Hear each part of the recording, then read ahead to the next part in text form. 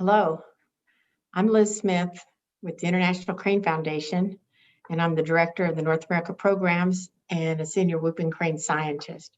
I'm located down here on the coast of Texas near Rockport, and I work both in the coastal areas of Texas, and we've just begun working in Louisiana.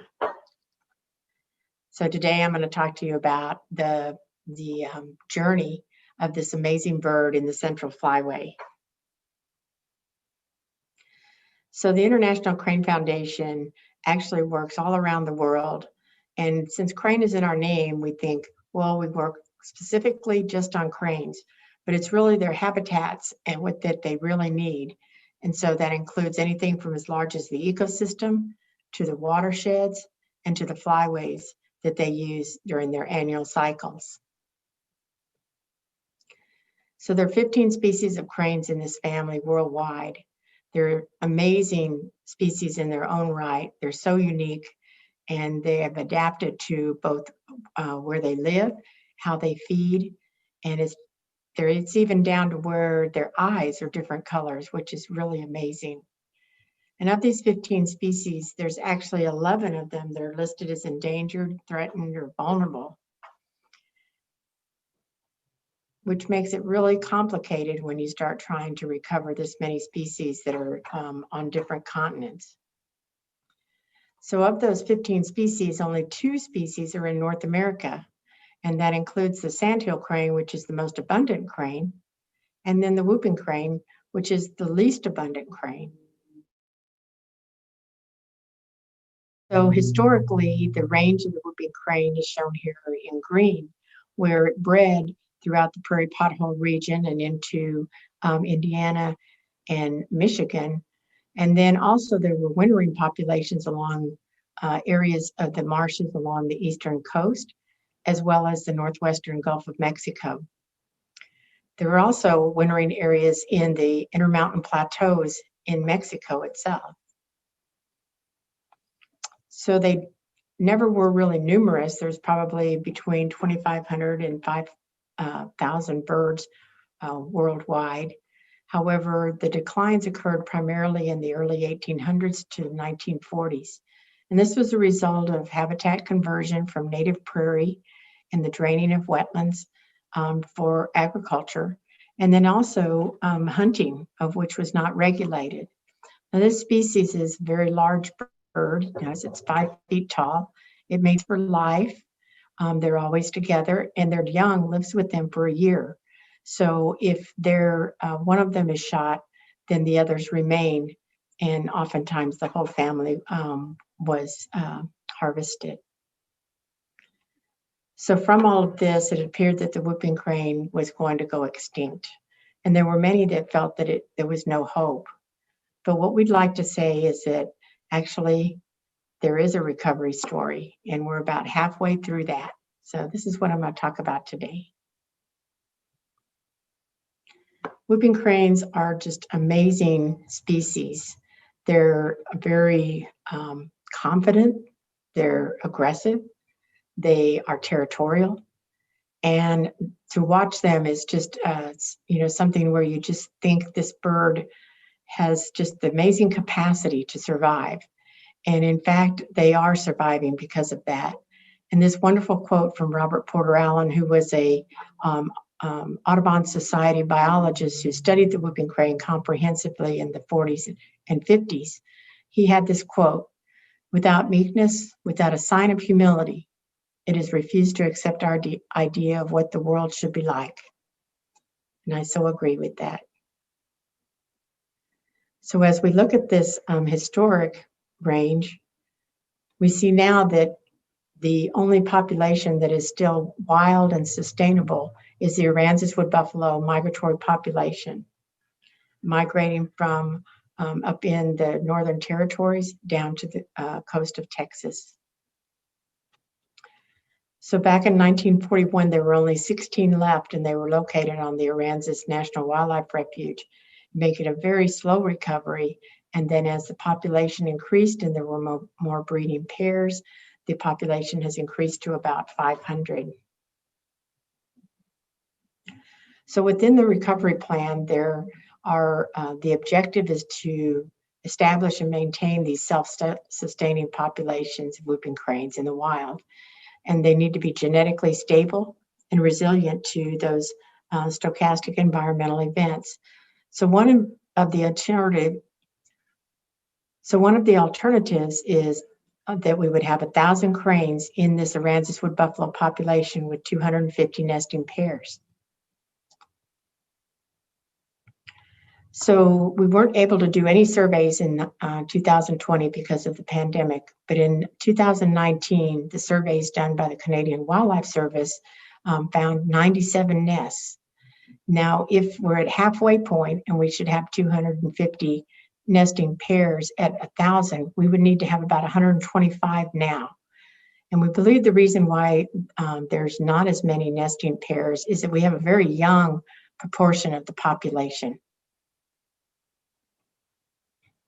There were other alternatives in the recovery plan as well, where we would have these reintroduced populations.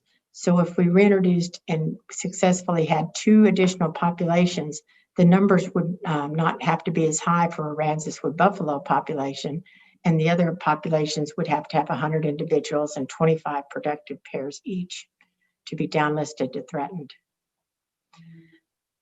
However, if only 1 additional population were to be sustainable, then we'd need 400 individuals of the Aransas wood buffalo population and 120 individuals in the reintroduced population. So there's been many attempts to do this reintroduction, and we've learned every step.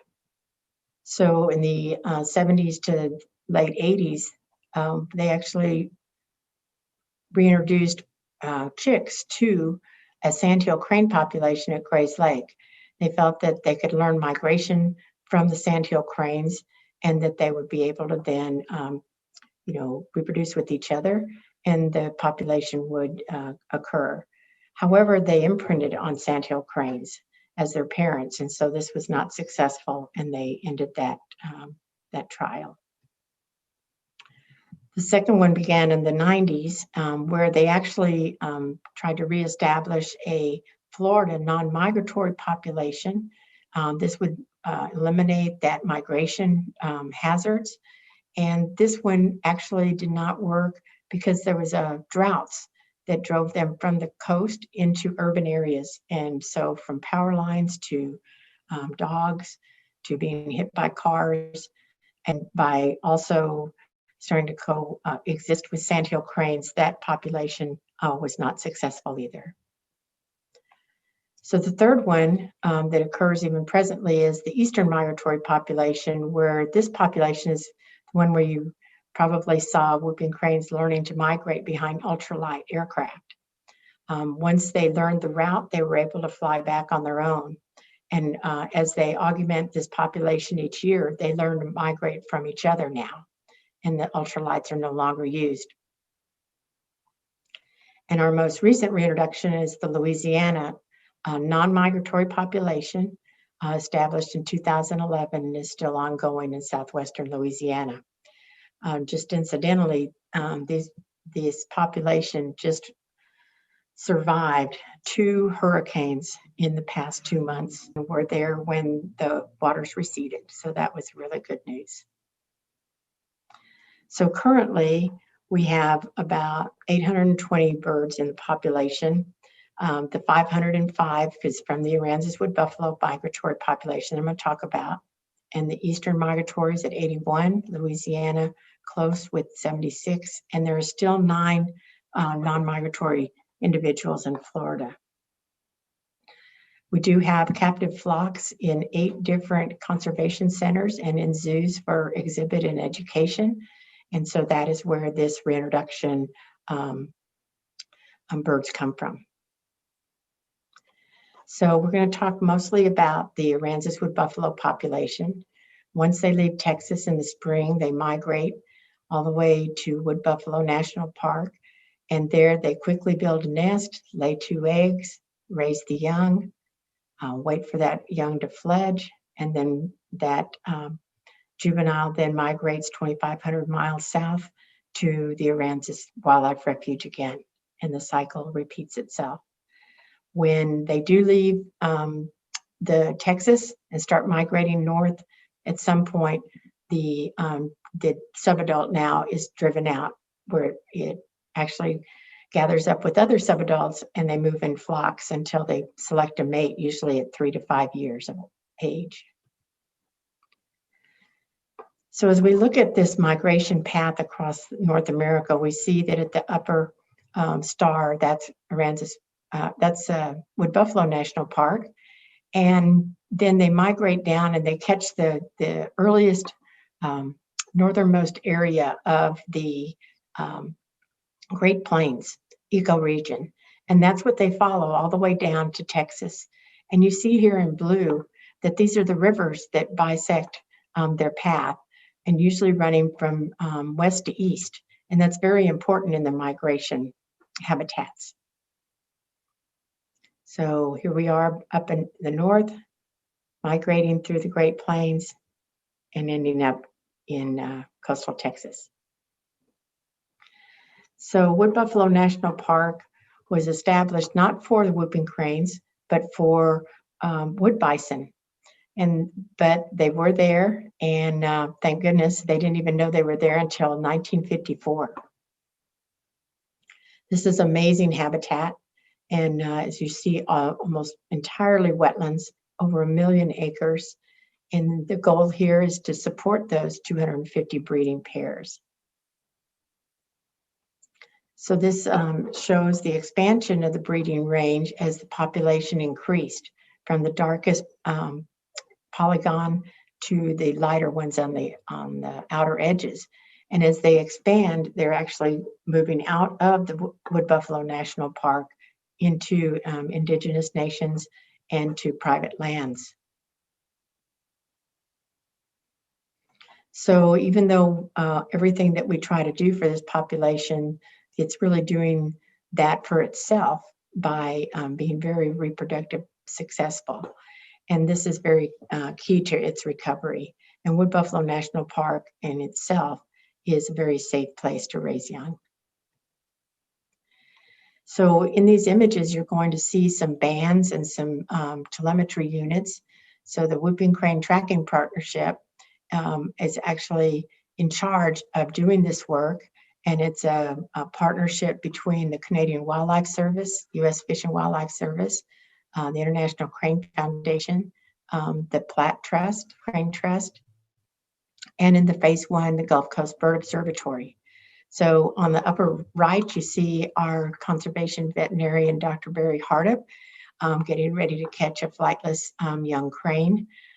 When they do get on the ground to when they release the bird, they're only allowed 15 minutes to do everything they need to do so as not to stress the individual. So there's actually 2 phases to the marking.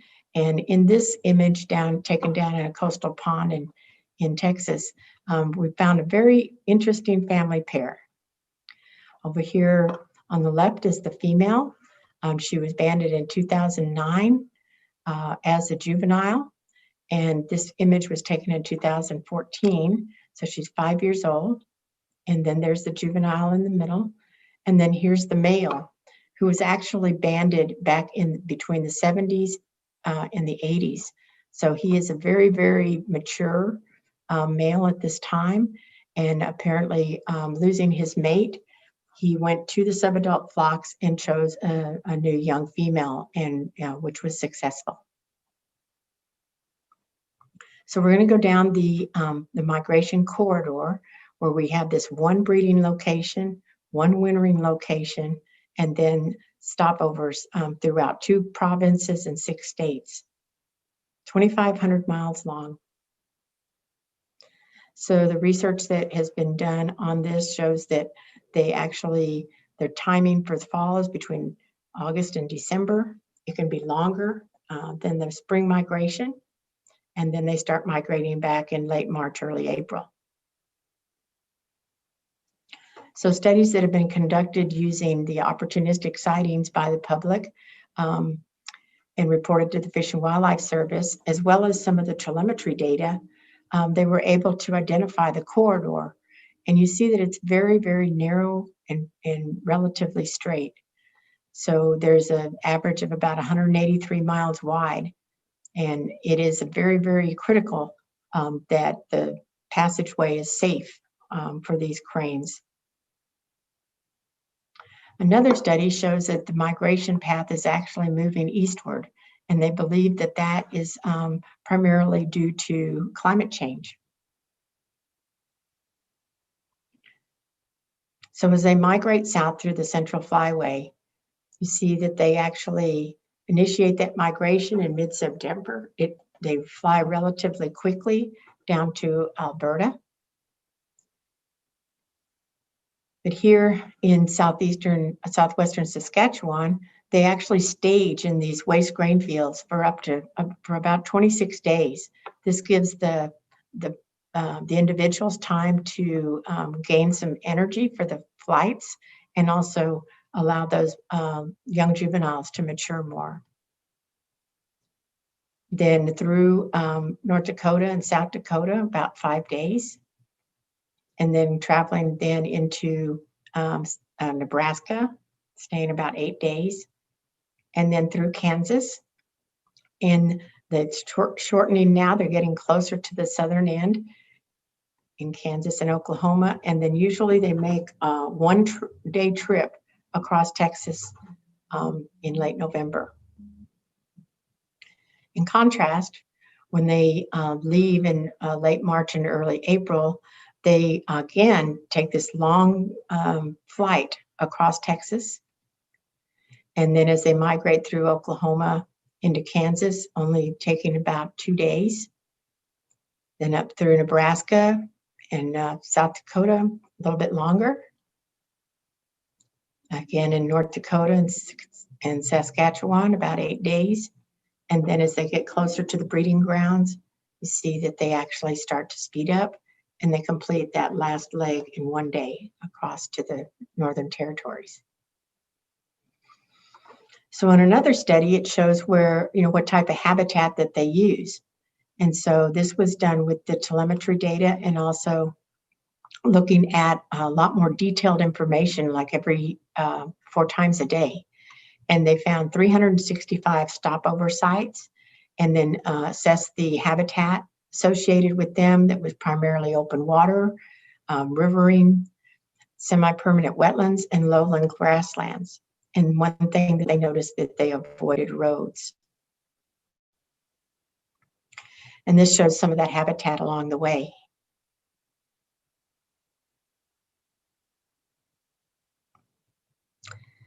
So as we go through the migratory flyway, our goal is to provide that sufficient habitat all along the way for the stopover and staging areas. So these birds fly during the day and they come down every night. And it's dependent on where they land, like wind conditions, and if they can find a safe place, a good wetland to stop in. So it's really important that we maintain as many of the wetland and riverine systems as we can to ensure they have a place to roost.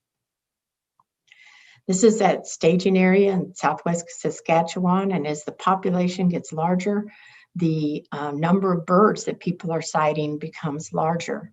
In this upper image, Brian Johns, who's a retired Canadian Wildlife Service biologist that was the co-chair of the International Whooping Crane and Recovery Team, documented over 151 individuals in there, and you can even see some of the brown juveniles. So it was families, subadults, pairs that were all foraging here. Below, another image from 2019 showing this similar occurrence. So as they move into the states, we get into North and South Dakota. And we see here that from this study that they're showing that they're actually following the Missouri River as it moves almost north to south. And so that orange area is the relative probability of high use. And so this river system is extremely important for them. Getting into the central areas then, going into Nebraska, down into Oklahoma, we have several sites that have been designated as critical habitat areas at the Platte, Cheyenne Bottoms, Quivira, Salt Plains, and then other key areas in Kansas, Oklahoma, and Texas. So when we look at this riverine use from this study, we see that this stair step, this ladder of migration is really evident as to where they primarily are stopping over. And so this data was collected from telemetry data and also additional data from the Big Bend reach of the Platte River. And they found 147 stopover locations along the corridor. They analyzed what the best habitat was, and they noted that the width of the channel that didn't have a lot of dense vegetation on the sides, that was about 650 feet wide, was the most used. And that the distance to any kind of forest, something that the cranes could not see through or over, needed to be about 1,000 feet away. And so this is really important in our management of riverine systems along the corridor, because as we reduce the amount of water flow through these braided plains rivers, we have to manage those river systems in order to not have encroachment of vegetation. Here's an example of the Platte River, where it is very, very famous for having a majority of the sandhill cranes migrated through in the north, with as many as sightings of 80,000 to 100,000 in a single period during the peak is around March 15th. An unbelievable sight. And interspersed in there are the whooping cranes that are migrating as well. As you can see here, there's two in the middle of this picture. Here you see a family of cranes in a single, and this family I know, and I have been following the parents, and now in this situation, the juvenile is marked as well with the new telemetry system that gives us information every 15 minutes. This video was taken last year at the festival, and we were lucky enough to be there on our field trip to see a family of cranes. It was amazing for me, and the fact that it was a juvenile and one of the adults that also was banded, and the juvenile was producing this data.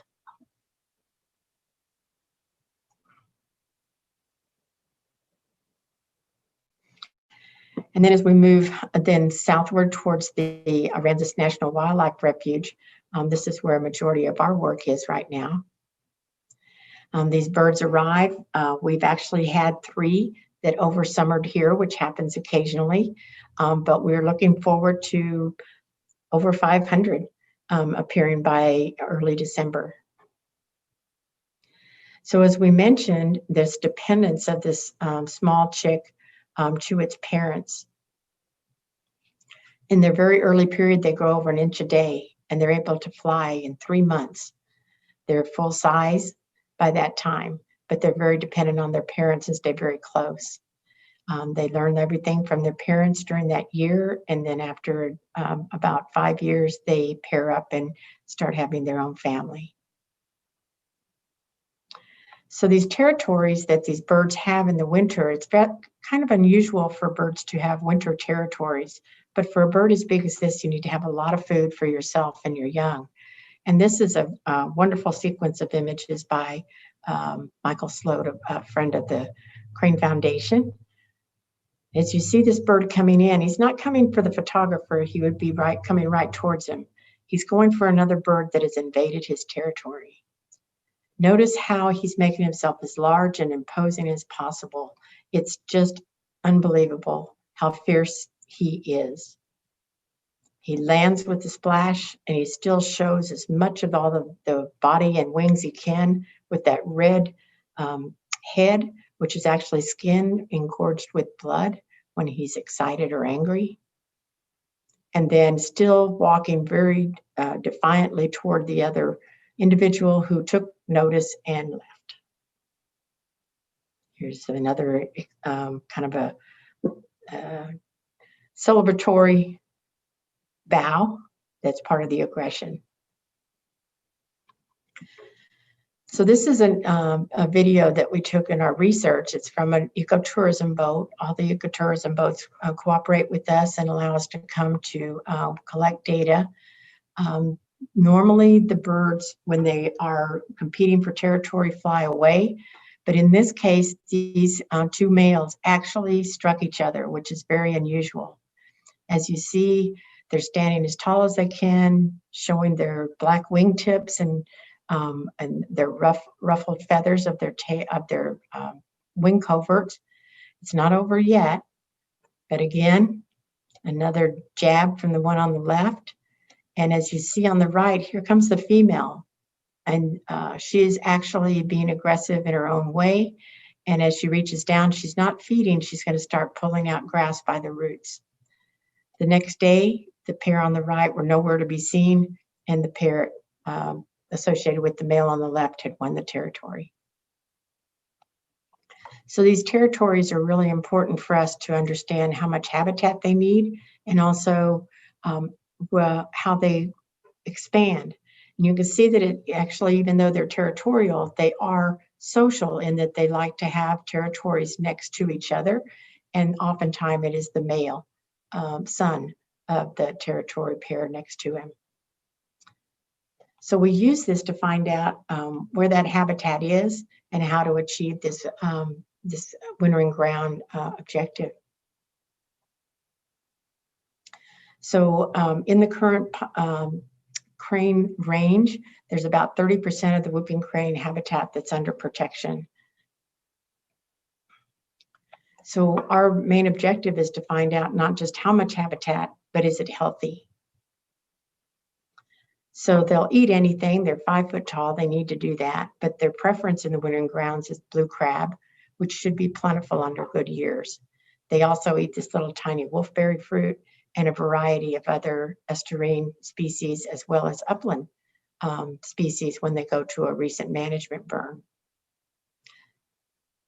So this shows a little bit of a conflict there between the crab and the crane. Whenever the crane picks up the crab, it grabs its beak with its claw, but there's ways to handle this.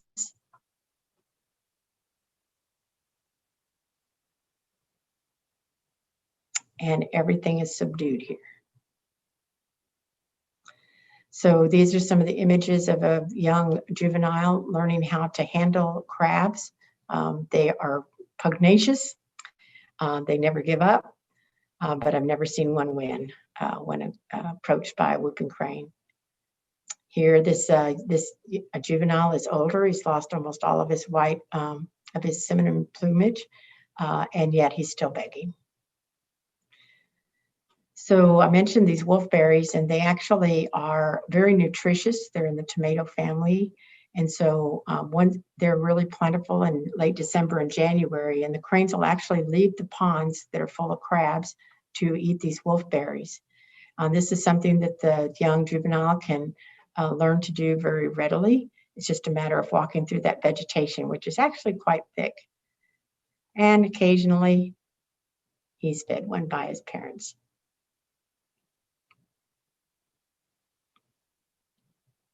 I mentioned snakes. This is a Gulf salt marsh snake, and it's amazing that they're able to eat any snake. And this video I'm going to show is shot by, from a cell phone by one of the people on the boat that they were willing to share.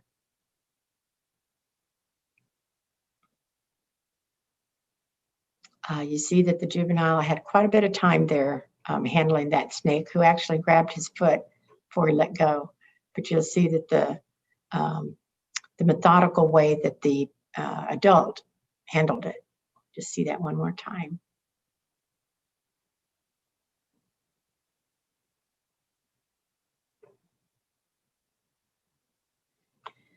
So as we look at our vision, we need to see how much habitat we need.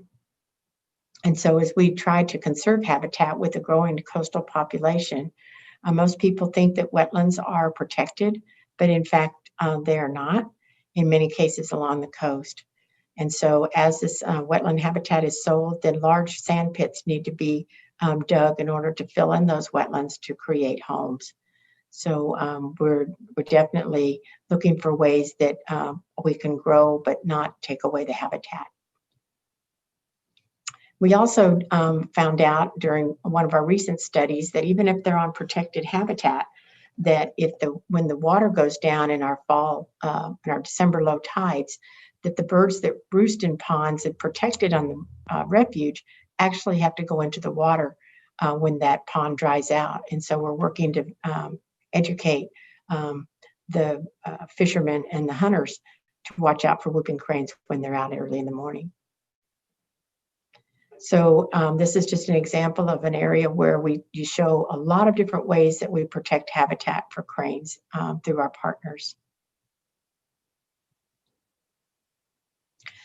We also work with the stakeholders. We bring together not only the birders and the conservationists, nature lovers, but also business owners. And we put together priority books of areas that we'd like to conserve. And another one that we finished was actually looking at drainage basins, where upland areas where there was an old check dam or a road or a diversion that's no longer being used, that we could restore and get fresh water down to the marshes.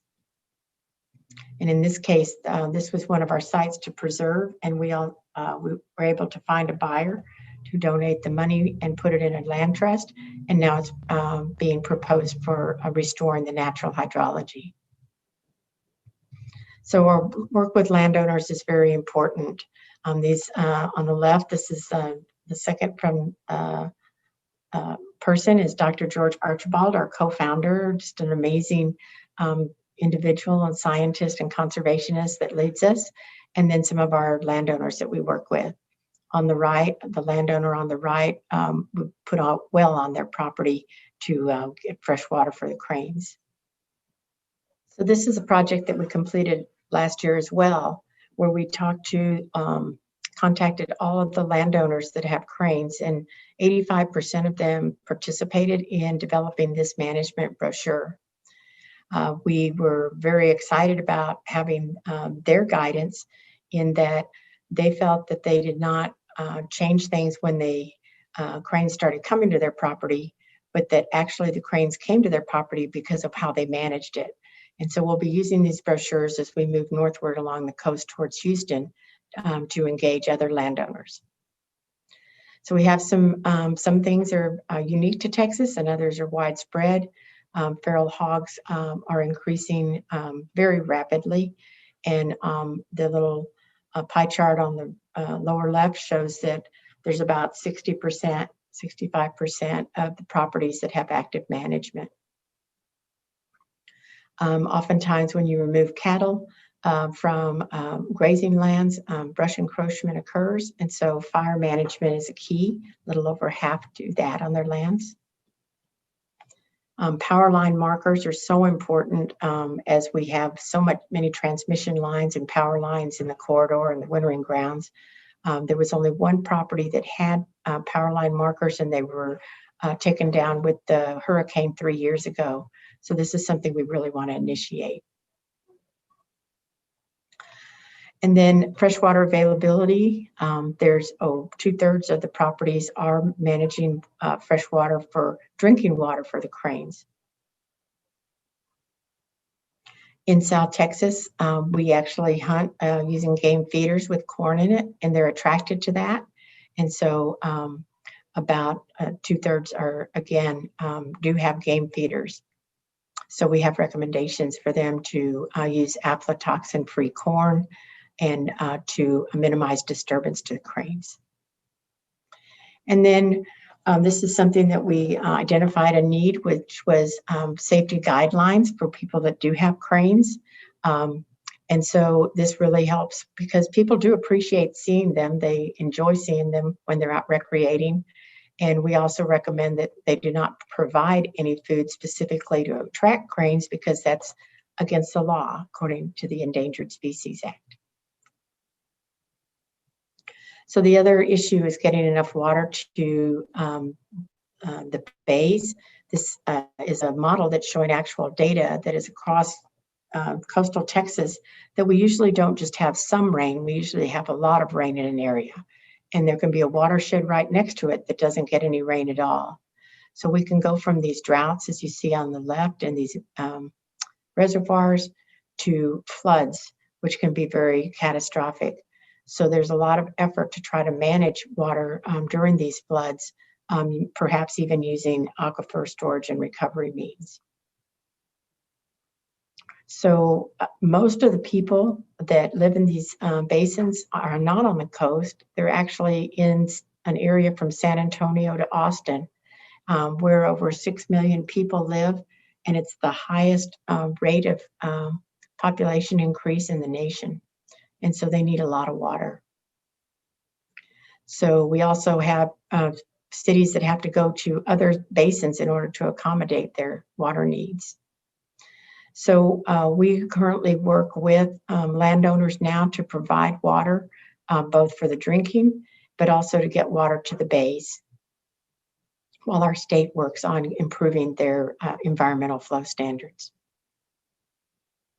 And this is just a mention of that, hydrologic restoration in coastal basins. Almost all the land is privately owned, so this is important for us to work with landowners. And we also work with other organizations that have opportunities for landowners to actually get paid for maintaining native vegetation for carbon footprints. And our community outreach is intended to let people know, be aware about cranes, to appreciate cranes, but also to help us advocate for cranes for habitat protection, and in the event that there is a shooting of crane. We have a lot of fun with our mascot named Hope that was donated by Heather Henson. So this is our proactive way of getting to the hunters and giving them information packets about cranes and also about the law. And it's great that we haven't had an accidental shooting in a long time. We also remove crab traps with other partners to minimize the impact from abandoned traps to the crab population. However, sometimes we do have cranes that are shot by vandal shooters, and so we work with law enforcement to find that perpetrator and to get the maximum extent of penalty for those crimes that are done on purpose. So this is our little white waterbird field guide that we hand out everywhere that shows the differences between the species. Note that there's really only 2 species, the snow goose and the sandhill crane in some areas, not all, that are game species. The rest are protected under the Migratory Bird Treaty Act. So we try to emphasize it's not just whooping cranes you shouldn't be shooting. We're engaging artists along the migratory path, as well as in our winter area. Rockport's very famous for its artists. And so that has been a really great opportunity to show the beauty through these donated images and paintings. This is a family that's going to be used for a migration story by Michael Forsberg, who is a Great Plains photographer. And this is his family to follow. So as we look at conservation at a corridor level, there are many things that we need to do. We need to keep that strong partnership with our federal and state and non-governmental organizations. We need to find out what we need to do to implement the best options for these habitat protection and water and public awareness, and to communicate the importance of corridor conservation for whooping cranes, because all of it is necessary for these birds to recover. And I'd like to end with this quote by Aldo Leopold. There are some who can live without wild things and some who cannot. And I am one who cannot, and I believe that I'm talking to people that feel the same way. So there is something we can do, we can work together, and I look forward to working with you.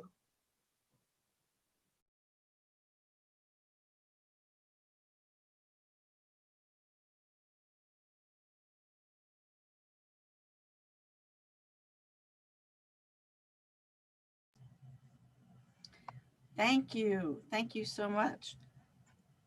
That was a great. I'm going to leave this screen up here a little bit so that people can get the email address there to send their questions into. But that was great. I'm hoping we'll get some questions, um, and then we'll. Do you have any questions that people ask you a lot that we didn't really cover? Well, I can tell you that the migration is in full swing. We have cranes in every part of the migration area, and we have many cranes that are here early along the Texas coast. We went out on our boat the other day and counted over, 30 cranes in an area that once territories are established would only have about 12 or 13. So a lot of early arrivals and exploring places that they may not be able to feed in later. Cool. Um, so how do you do your research? Do you go out there every day, or how do you? What do you do? Right. Well, we actually work with citizen scientists as well as working on our own. We currently have a research project that's the data is being funneled towards a graduate student who's doing her work on comparing um, whooping crane behavior in both our population here in Texas and also in the wintering grounds of the eastern migratory population. Hmm. So we have citizen scientists that collect that data for us. And we also do a lot of work along the Flyway with people that do document birds and give us information. So we encourage everybody to use eBird if that's a platform they use, and also to contact their refuges and also their state agencies, the Fish and Wildlife Service. And we have a reporting crane sighting uh, on our website, which is savingcranes.org. Yeah, super. Um, we do have one question here that's come in. They wanted you to talk a little about what happens to the birds during those hurricanes. I mean, they Well, survive, but right. So before this year, the only hurricane information that we had was with the non-migratory populations on the coast in Louisiana. The birds aren't here during our main season of hurricanes. That's usually from June to November, and they're here November to April. But this past year, because the reintroduced population in Louisiana is being monitored daily, they were able to, once they were able to go back to their homes, um, they were able to look for those birds and account for them. And it appeared that they just, um, stayed in place. And even with the high waters, it's really fascinating. And two hurricanes in, yeah, with a couple of weeks was just incredible. So resilient. yeah. I can't imagine what that would have been. How they did that. It's kind of. I know they're big and tall, but Right, right. And still, they're really straight flyers. They're very strong flyers for migration.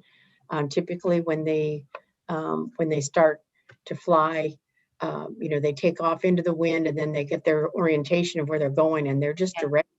So, getting up in those winds would not be a good idea. Mm-mm. And so somehow instinctively, they knew what to do. We look forward to working with the biologists there to understand it more. Yeah, Um, yeah. because there will be probably more hurricanes. I'm afraid. Yes. So they're not at Port Aransas then at all. Probably during hurricane. You said during hurricane season, they're up. Right. So And that they don't. yeah. And we had a hurricane, a severe hurricane here 3 years ago, Hurricane Harvey. And while it did devastating impacts to the built communities, to our communities, which we're, recovering from now 3 years later, um, the the natural environments actually were not impacted. They're Hmm. that's what they're built for. And after we went out in the probably took us almost a month to be able to get out on the water, take care of our own selves, and then also clearing the debris from boat ramps and et cetera. The marshes looked amazing. They'd had 12 foot of water over them. They were scrubbed clean. We had a really good winter, lots of blue crabs. And so when the cranes arrived, the conditions were really, good. So interesting how the natural environment handles these things fairly well. Yeah, better than we do sometimes, for sure. That's very interesting. Not any other questions right now, but do you have any other neat stories or Sure. experiences you want to share with us? Yes, what's really important for cranes is a lot of good, high quality space.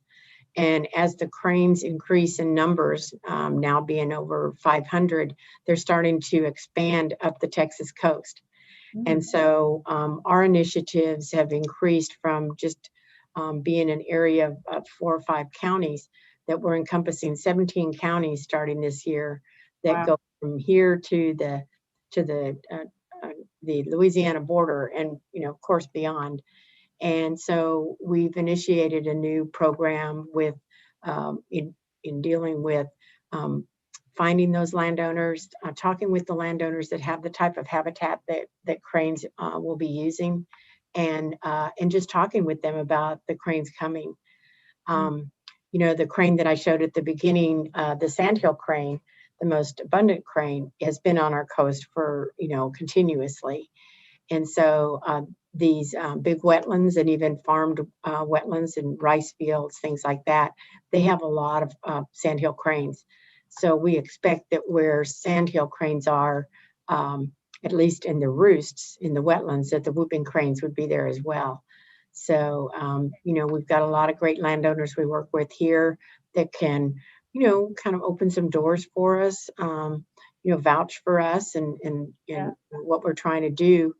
And we also, we'll be working with landowners in, determining if they do have some needs and matching them with a partner that has funding to do that. So it's really exciting that we're doing that.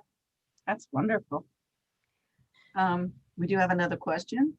As sea levels rise, will suitable habitat for cranes at Aransas and elsewhere be wiped out, or at least for a period of time until the ecosystem adjusts to the new conditions? Yeah, that's a really good question, because we do know that even in the past 50 years, we've seen sea level rise changes on the landscape. And so where we used to have a large intertidal flat areas, it is now marsh.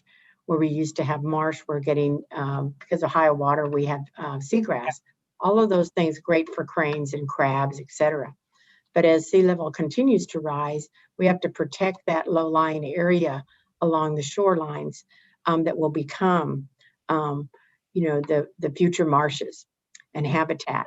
So part of our initiative with our partners is to not only protect the land, the marshes that they inhabit now, but also those low-lying areas that will become marsh. And of course, the marshes that are now will be seagrasses, and that'll harbor all the restoring organisms they need. So our maps include sea level rise projections so that we're able to work, and show that to landowners. Yeah. That's encouraging. Yeah, there's just so many, when we talk about conservation, it isn't like, say, that International Crane Foundation is doing this solely. It's a partnership. And we have such a strong coalition along the Texas coast that have worked together on many, many different species, habitat types.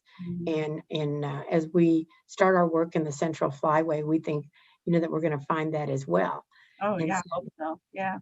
So we look like to the, Audubon, Kansas, to, introduce us to, who is there that we can work with.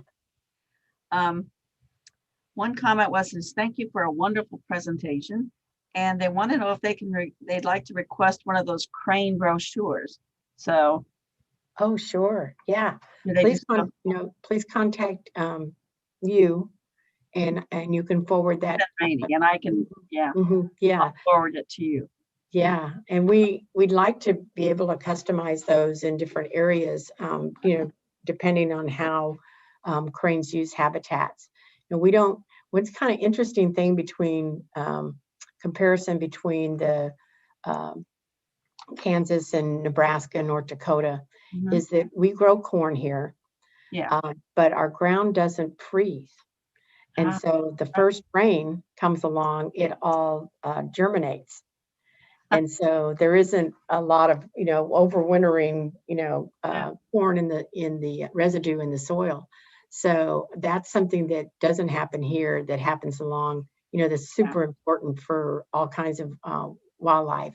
Yeah. So coming in and talking to landowners and, you know, customizing a brochure like that would be really fun. Yeah. Another question.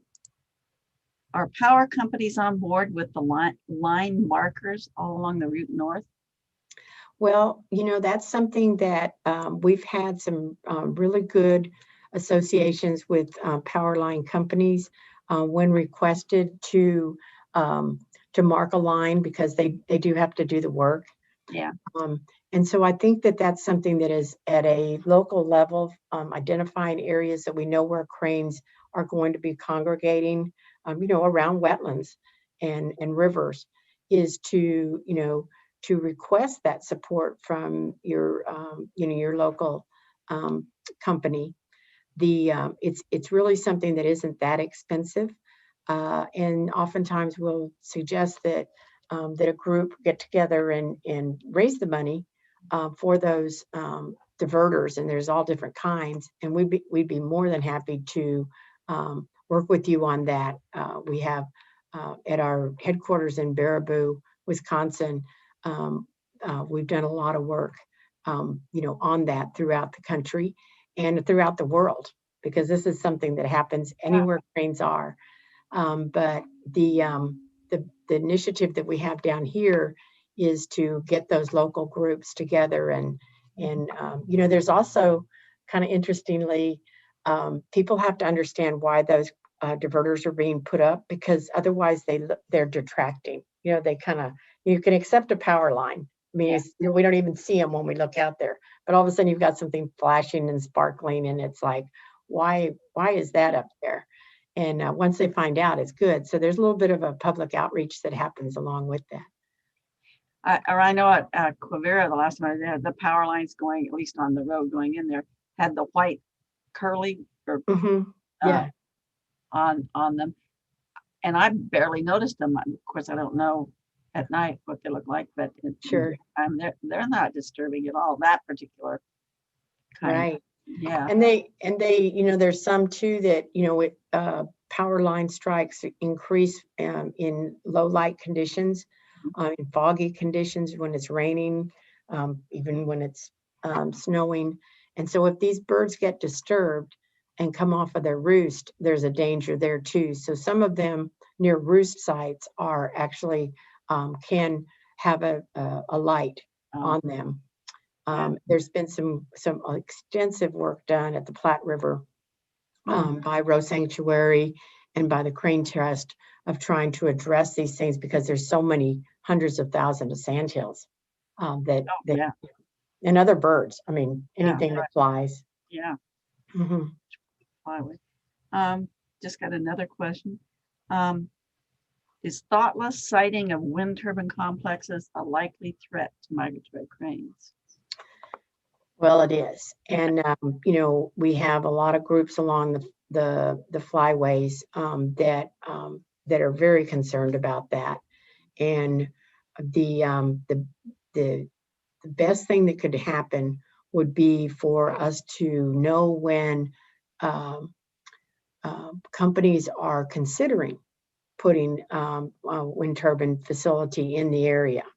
Oftentimes we don't find out about it until there's been an agreement, there's been a lease put in, the work is ready to begin.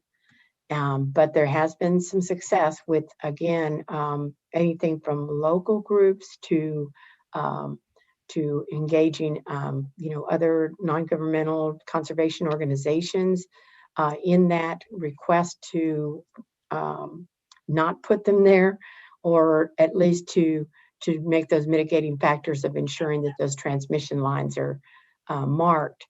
The important thing here is that if we were able to encourage the companies to stay out of that narrow flyway, the wind is blowing across the Great Plains, but there is a definite line, an area where the cranes are, that if it could just be set aside 50 miles, 100 miles, it would make a big difference.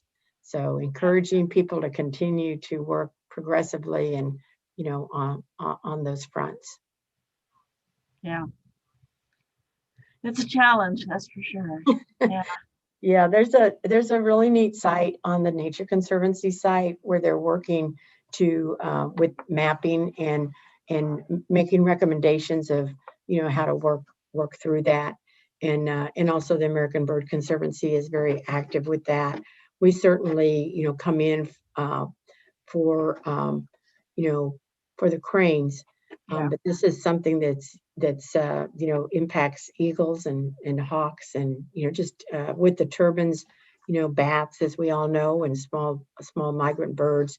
So it's certainly something that we want, that alternative energy. We certainly do, but the siting of those locations would be great to have some positive conversations with the companies.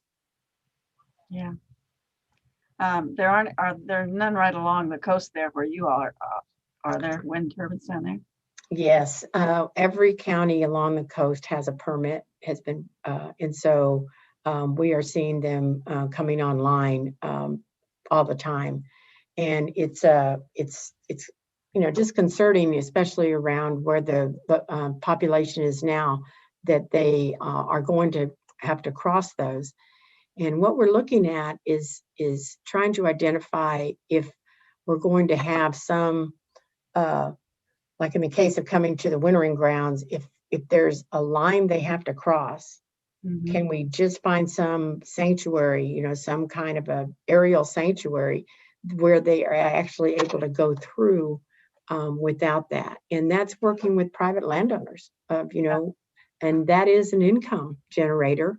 And so is there a way that we can compensate for that income to not have that occur in that particular spot? So we need to think about the fact that it is an income generator for a landowner. So just trying to meet that, and then just all along the flyway there are plans, and there are maps, and so getting ahead of that and working for that gap. Yeah, that's good. Well, folks, you better get some more questions in here, or we're going to have to close it off. But really appreciate you giving your time for this. This has just been really remarkable. And that's very much. I'm pleased to. I wish that I was there when Ann Lacey and I were here last year for the festival. Oh gosh, yes. It was just amazing, and just to be able to interact, together is something I'd really look forward to again. Yeah, we all do. I really wish we were at Quivira right now, but some people don't. I mean, they can still go, but we just can't do that. The group thing and the gathering. And we're this is. We've found new ways to communicate. I think that probably will stay with us. And so information sharing, I think, has become really more important to us, especially those that love to follow migrations and sightings. And so it's actually kind of, we've gotten a lot more sightings, I think, just because people were going, hey, I just saw whooping cranes over here. And, one thing we always ask is, get a photograph. I even have to have a photograph if I see a crane in a strange place. So even if it's with your cell phone, most of the time, even a little bit of video on your cell phone, because they're so distinctive, that we can tell and verify that.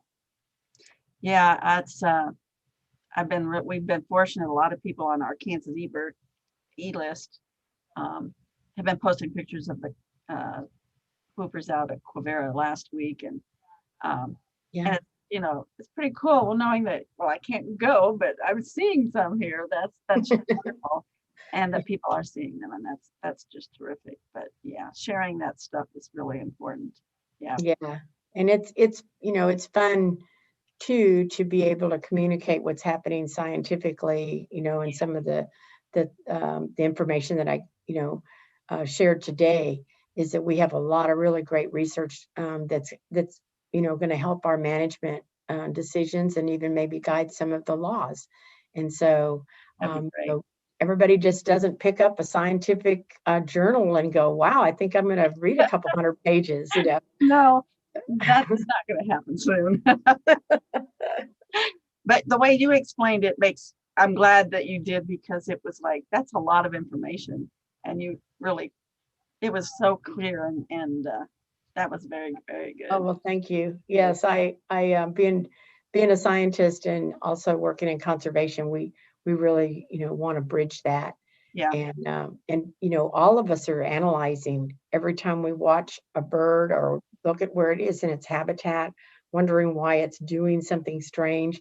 You know, we're all analyzing what we're Yeah. seeing Yeah. and coming up with some theories, you know, some Yeah. ideas. So That's great. Well, the only thing I have left here is somebody wrote in, they said, wonderful speaker. Thank oh, well, So- I'm just so glad I'm so glad to speak on behalf of the cranes Yeah. and of the habitat they need. And if anybody comes down to the wintering grounds around Rockport, Texas, Yeah. you know, please contact us and let us know you're coming. And you know, sometimes that's the one way I can get out of the office. I have a lot of really great staff that go, I'll go, and I'm going, Yeah. I want to go, you know. Yeah. So we'd be more than happy to share the And they post can get with more you. information on your website, which is Yeah, it's savingcranes.org. savingcranes.org. Okay. Yeah, Great. great. Well, thank you. Thank you. And I'm going to have to say goodbye, I think, now, because